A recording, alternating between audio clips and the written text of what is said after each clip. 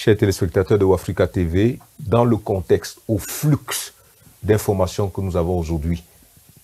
J'utilise le terme flux justement parce qu'il ne se passe pas une seule seconde où nous ne recevons pas sur notre téléphone, sur notre ordinateur, à travers Internet, une information.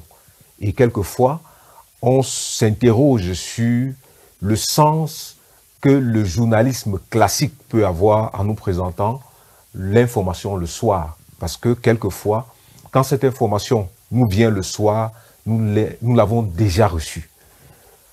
Et Baba Ouamé, auteur de cet ouvrage, le journalisme numérique, pense qu'il faut repenser le paysage médiatique.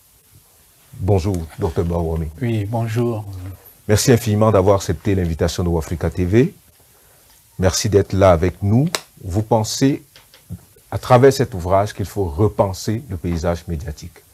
Tout à fait. Ma première question, pourquoi? Je vous réponds toute go. Oui. Déjà, toute activité humaine, depuis un certain temps, depuis 1995, qui n'intègre pas dans son fonctionnement le numérique est appelé à mourir. Et je suppose que le journalisme fait partie de ces activités qui nous tiennent en vie, qui font en sorte que nous soyons dans ce monde et que nous soyons informés en permanence. L'avènement du numérique change la manière dont on devrait penser les médias. Je vous donne juste un exemple. L'instantanéité de l'information, et vous l'avez précisé tout à l'heure, l'information c'est le pouvoir. Et quand on a l'information en premier, on a l'impression qu'on a le pouvoir. Et ce pouvoir-là nous est donné désormais par le numérique. C'est-à-dire que vous avez une information à 10 heures, un fait à 10 heures, à 10 heures, 1 minute, beaucoup de gens ont accès à cette information-là, c'est grâce au numérique. Contrairement aux médias classiques dont vous parlez tout à l'heure, je prends l'exemple d'un quotidien. Admettons que nous sommes lundi matin et il y a une information de très grande importance, un événement important qui se passe. Le quotidien ne peut diffuser cette information que le lendemain matin, dans sa parution du lendemain. Et comme vous l'avez si bien dit, l'information est déjà passée et personne ne les lira parce que nous tous, on n'a pas besoin de lire 2 fois la même information. Dès qu'on a une information en premier, on est heureux, on a le pouvoir. C'est psychologique, mais c'est comme ça. On va vers quoi, docteur? Un abandon des médias classiques? Non, par expérience, je vais vous dire que aucun média, je vais employer un terme vulgaire, aucun support n'a tué le précédent. Je prends l'exemple de la presse écrite. Avant la presse écrite, il y avait l'imprimerie. Donc, l'imprimerie a donné naissance à la presse écrite. La presse écrite, c'est des textes et des photos et des illustrations. Et après, nous avons vu venir la radio. On s'est dit tous que la radio, c'est des textes et la voix, la radio allait tuer, mettre fin à la presse écrite. Mais non, la presse écrite a subsisté. Et après la radio, on a vu venir la télévision. La télévision, c'est à la fois l'image, c'est assez ludique. Il y a la voix, évidemment, il y a les textes aussi. On pensait que la télévision allait vraiment aplatir la radio et la presse écrite. Curieusement, les trois ont subsisté. Maintenant, nous avons le numérique. L'avantage du numérique, c'est que le numérique intègre les 3 autres supports avant. C'est-à-dire que vous avez du texte sur le numérique, vous avez de la voix, de l'audio, et vous avez de la vidéo, des images animées sur le numérique. En plus de sa spécificité qui est le lien hypertexte. Peut-être que nous y reviendrons un peu plus tard dans cet entretien. Donc, le numérique introduit quelque chose de fondamental qui est l'ADN du numérique, qui est le lien hypertexte. Donc, je ne pense pas. Probablement, la part de la télévision, de la radio et de la presse écrite vont substantiellement diminuer, mais ils subsisteront toujours. Parce que moi, j'ai toujours plaisir. Je prends un exemple parce qu'on en a parlé tout à l'heure de l'imprimerie. Il existe des livres numériques. Mais je pense que rien ne remplacera cette faculté à avoir un livre comme ça, le feuilleter, il y a l'odeur des pages qui se dégage et ça, rien ne le remplacera. J'ai beau avoir mon livre numérique, c'est bien, je peux, ça pèse pas, je peux mettre dans ma tablette une centaine de livres et voyager avec, mais rien ne remplacera le livre tel que c'est.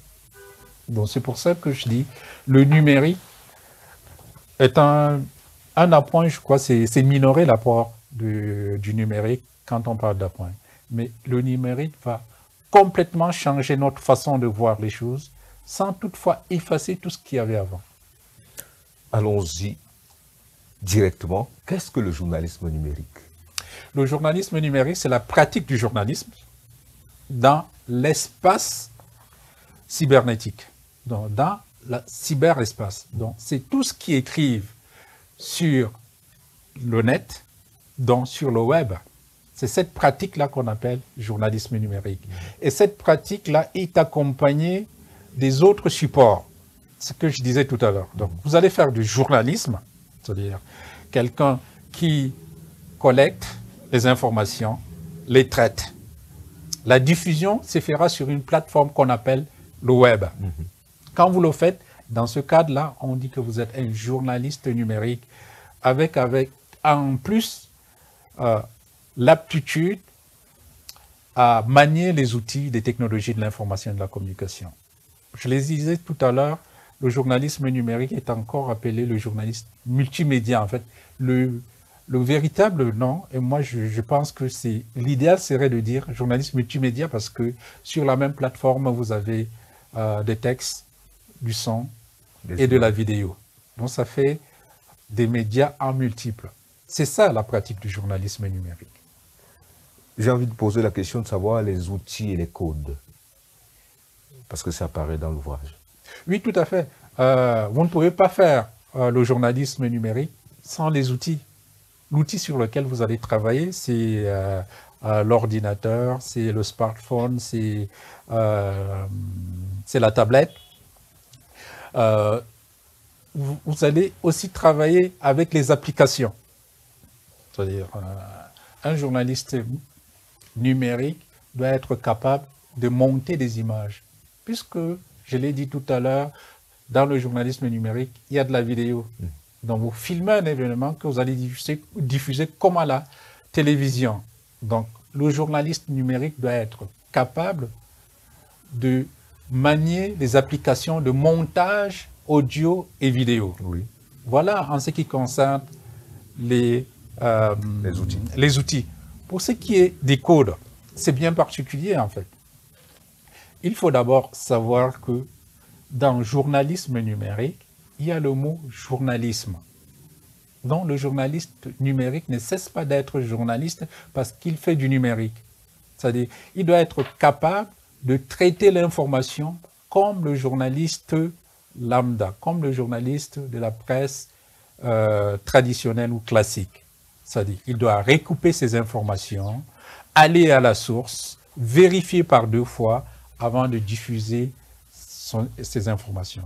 Ça, c'est le code de base pour tout journaliste, qu'il soit de la radio, de la télévision ou de la presse écrite, plus encore du numérique.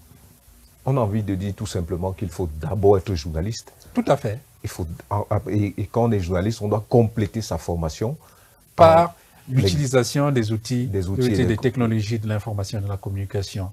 Au-delà de ça, il y a, comme je vous le disais, il y a ce que j'ai appelé tout à l'heure les liens hypertextes. C'est vraiment important dans la pratique du journalisme numérique. C'est quoi un lien hypertexte?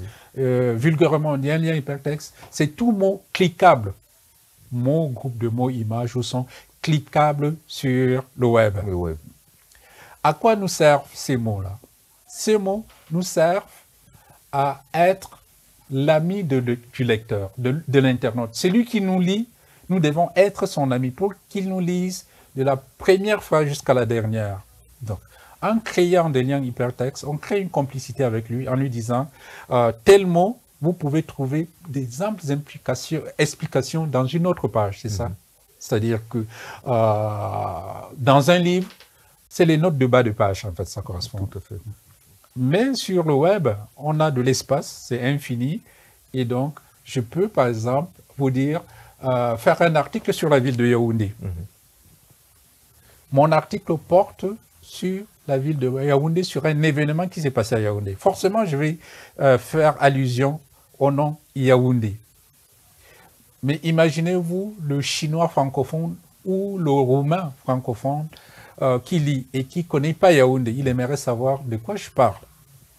Et Internet m'offre l'opportunité, grâce au lien hypertexte, de lui permettre d'aller sur une autre page, en créant un lien hypertexte, où il verra que Yaoundé, c'est la capitale du Cameroun, appelée encore ville de 7 collines, qui a 7 ou 8 arrondissements, donc le maire de la ville s'appelle tel, il y a tel nombre de quartiers sur cette page-là, qui n'est pas l'objet de mon article. Oui. Donc, mais ça complète son information sur la ville de Yaoundé. C'est en ça que c'est très important et tout journaliste numérique devrait intégrer cette partie-là qui me semble être un apport supplémentaire dans la pratique du journalisme. Et cette page ne doit pas nécessairement être celle du journaliste, je veux dire celle de l'auteur. Justement, ce n'est pas forcément celle de l'auteur. Oui. Si c'est celle de l'auteur, on va l'appeler un lien interne. C'est-à-dire qu'on part d'un article dans un journal, on le renvoie dans le même journal. C'est-à-dire qu'il y a un article dans le même journal qui parle de Yaoundé. Mais par contre, les meilleurs liens, ce sont des liens qui vont vers d'autres sites web. Oui. Et généralement, c'est toujours comme ça. Et quand vous créez des liens hypertextes, on va peut-être, j'anticipe un peu sur l'avantage de faire des liens hypertextes dans le journalisme numérique. Ça vous permet d'être dans les meilleures pages de Google. Vous savez tous que 93% des internautes arrivent sur un contenu sur le web par Google. Ce n'est pas directement par le site web de la structure ou du journal. Oui. Si je peux expliquer un peu de mots, c'est-à-dire que l'Harmattan a un site web. Et dans ce site web, l'Harmattan expose tout son catalogue. Généralement, les gens n'arrivent pas sur le site web de l'Harmattan. Il faut déjà connaître que l'Harmattan a un site web. Mais beaucoup, par exemple, s'ils ont entendu parler d'un livre, ils vont d'abord sur Google, ils saisissent le nom de l'auteur ou le titre de l'ouvrage et Google va les renvoyer vers le site de l'Harmattan. Et ça, 93% des internautes le font. Donc, ils passent d'abord par Google avant d'arriver sur le site web du média ou de la structure concernée. Donc, en créant un lien hypertexte, vous facilitez la tâche à l'internaute pour vous repérer parce que Google est devenu le moteur de recherche le plus utilisé dans le monde, 92% à peu près de toutes les requêtes du monde. J'exagère un peu. Sur les liens hypertextes, est-ce qu'il y a des questions, est-ce qu'il y a des droits, des droits d'auteur? C'est-à-dire c'est-à-dire chaque fois que quand vous créez un lien, est-ce que il y a des moments selon l'article que vous publiez, selon son importance, selon son niveau, est-ce qu'il y a des moments où vous devez demander l'autorisation de l'auteur en question? Oui, non. Et ça fait partie un peu de l'éthique même d'Internet. C'est-à-dire, Internet, c'est le monde entier, c'est la liberté, il y a une certaine démocratie. Et c'est que les gens ne comprennent pas très bien, souvent par rapport au lien hypertexte, par rapport à votre question. Un lien hypertexte valorise le texte de l'auteur de base. Donc, il y a un certain plaisir, une certaine notoriété à ce qu'on crée un lien vers votre contenu.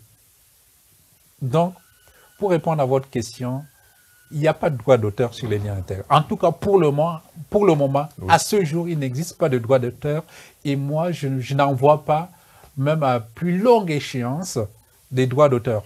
Comme je vous le disais, si vous créez un lien hypertexte vers un article que j'ai écrit, vous dirigez des gens vers mon article.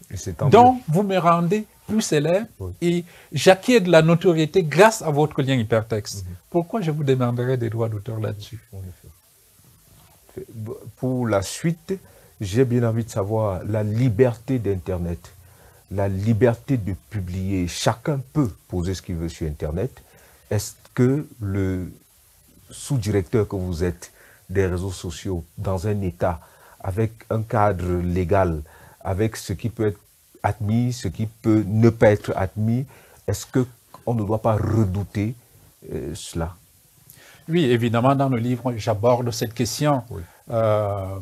Internet, comme je l'ai dit, c'est vraiment la liberté, c'est la démocratie. Tout le monde peut publier. Mais ce n'est pas tout le monde qui est journaliste numérique. On peut publier, ça c'est travers. On le voit tous les jours à travers les réseaux sociaux. Mais c'est dans l'ADN de l'Internet. On ne peut pas empêcher à quelqu'un de publier. On ne peut pas l'empêcher. Donc, maintenant, c'est il y a, dans le livre, je fais état de 3 façons de contrôler les contenus sur Internet. Donc, il y a déjà la législation. Oui. Ce qui est valable pour les médias classiques l'est toujours valable pour les médias numériques. C'est-à-dire qu'une information, si vous diffusez intentionnellement une information fausse sur le numérique, on peut vous porter plainte.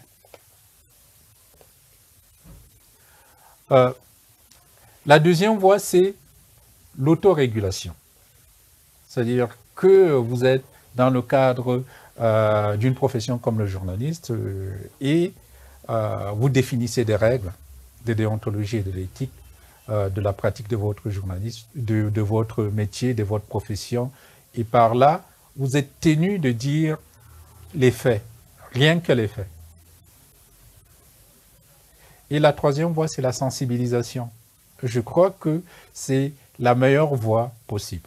C'est-à-dire, ne jamais se fatiguer d'expliquer aux gens. Certes, Internet, le web, c'est une plateforme où tout le monde peut publier. Mais faites attention. La diffamation est punie par la loi, les fausses nouvelles sont punies par la loi et tout ça. Donc, faites vraiment attention. Mais le plus difficile dans la sensibilisation, c'est d'expliquer à la jeune génération, aux jeunes, c'est-à-dire dans d'autres pays européens, il y a des cours de sensibilisation aux médias qui commencent dès l'école primaire ou secondaire. Donc, c'est là où le bas blesse un peu. On n'a pas suffisamment de ressources humaines pour expliquer aux jeunes, à partir de l'école primaire et du secondaire, quels sont les dangers des publications sur le web. Ça, c'est très important. Oui. Au Cameroun, on envoie très souvent des séminaires organisés par l'Agence nationale des technologies de l'information et de la communication. Assez régulièrement, ils font des séminaires, des colloques pour sensibiliser les gens sur les contenus qu'on diffuse sur Internet. Donc, j'ai bien envie de vous demander, Dr Baouame, est-ce que le journalisme numérique est rentable? Oui. Je vous donne un exemple. Vous allez me dire que j'exagère un peu. New York Times, c'est depuis 4 ou 5 ans, c'est la version numérique de New York Times qui finance les autres productions de New York Times.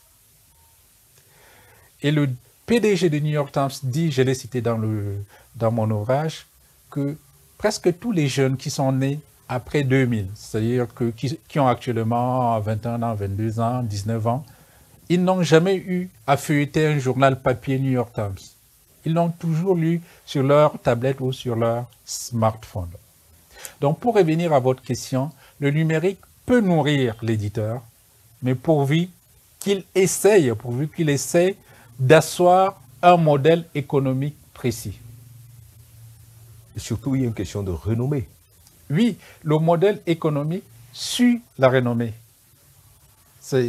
Les gens ne viendront pas chez vous tant que vous n'avez pas une renommée. C'est comme si, quand vous créez un nouveau journal, votre journal vient d'apparaître, vous l'appelez, mettons, l'Harmattan. Oui. Personne ne vous connaît.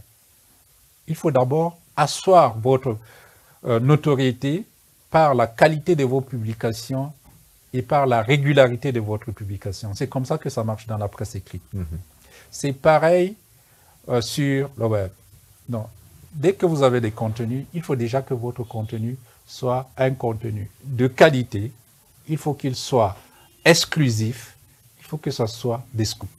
Si vous le faites de manière régulière, vous aurez assez rapidement une audience qui vous permettra de gagner de l'argent. Quelquefois, docteur, on a envie de se demander si les gens lisent vraiment sur le numérique. Je prends un exemple simple. Vous êtes dans un groupe WhatsApp, quelqu'un publie un livre dans son entièreté. Dans le même groupe, 2 heures de temps après, 3 personnes ont republié le même livre.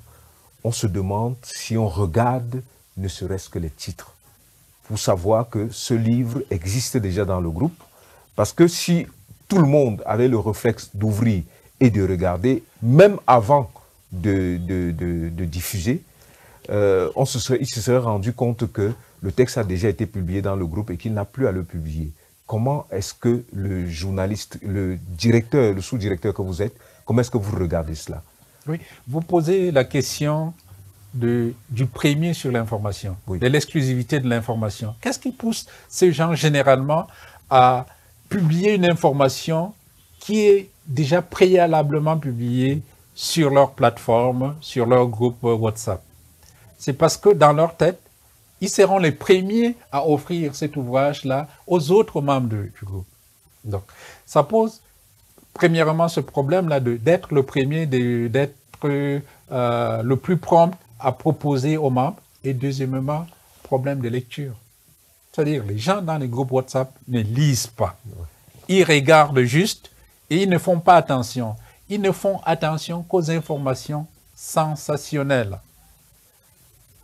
S'il y a du sang, s'il y a, je ne sais pas moi, de l'argent quelque part, il y a des larmes, ça les intéresse. Ils le lisent. Mais là, vous évoquez une production culturelle. Malheureusement, on a en Afrique, très peu s'intéressent aux productions culturelles. Donc, je peux résumer ça en 2 mots. Les gens ne lisent pas. Tout ce qui apparaît sur les plateformes WhatsApp ou d'autres groupes comme Signal. Et les gens sont plutôt préoccupés par le fait que c'est moi qui est le premier à publier, à offrir cet ouvrage-là à mes collègues ou à mes amis qui sont dans le groupe. Docteur, sans que vous ne soyez le consultant des organes de presse classiques qui existent, chaque matin, nous avons la revue de presse, nous avons des journaux comme il y a 20 ans, comme il y a 30 ans. Que devrait faire le journaliste aujourd'hui? Le journaliste devrait déjà passer à une étape. C'est même pas une étape, parce que ça existe déjà. C'est-à-dire, le journaliste, pour qu'il survive à l'heure actuelle, il doit être un journaliste d'analyse. Il doit analyser des faits. Il doit montrer à l'auditeur, à l'internaute, aux téléspectateurs, des pans entiers des faits qui ne sont pas capables de comprendre. Je prends un exemple, c'est-à-dire, vous publiez un article économique. Dans votre article, vous n'allez pas faire 50 pages sur cet article. C'est juste un article, vous allez en faire, je ne sais pas moi, 240 signes pour que les gens lisent. Ça, vous avez donné les faits. C'est-à-dire que le Cameroun a consenti à un accord avec la Banque mondiale et tout ça.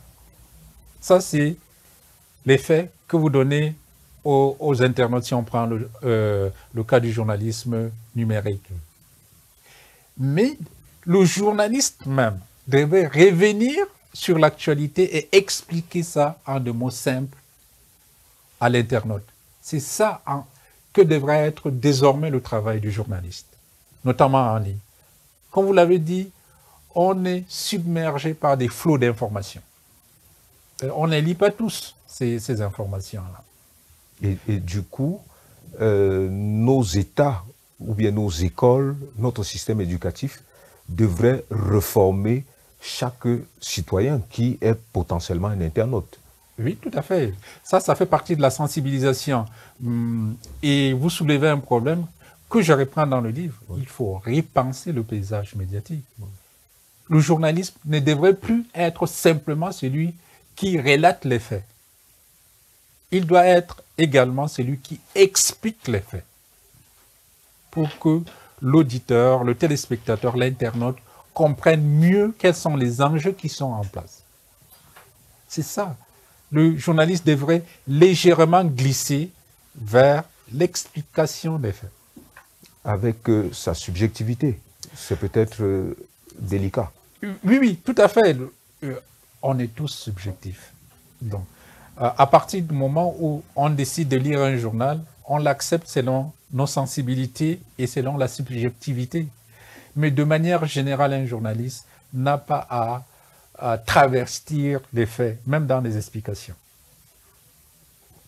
C'est vrai que nous tous, on le lit sous une bannière bien précise. Repenser le paysage médiatique, chers téléspectateurs, c'est le titre que nous offre Baba Wame, le journalisme numérique. Le livre est disponible chez l'Harmattan et dans tous nos points de vente. Il est disponible, vous pouvez le commander en ligne, puisqu'on parle du journalisme numérique. Vous avez notre numéro de téléphone sous la vidéo que vous regardez, vous pouvez également le commander. C'est un livre important, j'ai envie de dire nécessaire à lire et à faire lire. Il coûte 22,50 €. N'hésitez pas à nous contacter pour l'avoir. Un conseil pour les jeunes qui vous regardent, les jeunes de l'ESTIC, les jeunes journalistes qui rentrent. Il y a désormais des écoles privées qui ont ouvert des filières de journalisme et c'est pour ça que la profession devient quand même un peu délicate. On observe, on voit le Conseil national de la communication tous les mois ou bien tous les trimestres sanctionner des journalistes. Comment est-ce que vous regardez ça en tant qu'autorité de la question? Oui, en tant que, déjà en tant que pratiquant, en tant que journaliste, oui. Je trouve assez déplorable. C'est-à-dire que le journalisme, de plus en plus, est devenu quelque chose de sensationnel. On doit fabriquer du sensationnel. Ce qui n'est pas le rôle du journaliste. Le journaliste est là pour relater des faits. Des faits crédibles, vérifiables et fiables. Là, j'en suis vraiment profondément dessus. En second lieu, je leur dirais surtout aux journalistes, aux jeunes journalistes, à ceux qui sont encore à l'école, que l'avenir, c'est le numérique. Et le numérique ne s'use que si l'on ne s'en sert pas. Ils ont tout intérêt à s'insérer dans le numérique. Parce que de plus en plus, on ne parlera plus de journalistes de presse écrite, de journalisme de radio ou de télévision. On parlera simplement du journaliste. Et de plus en plus aussi, on note, notamment pour les journalistes finissants, vos employeurs ne peuvent pas vous recruter si vous ne savez pas utiliser le numérique. Si vous ne savez pas écrire un article pour leur site web, si vous ne savez pas monter des images pour les insérer sur leur site web.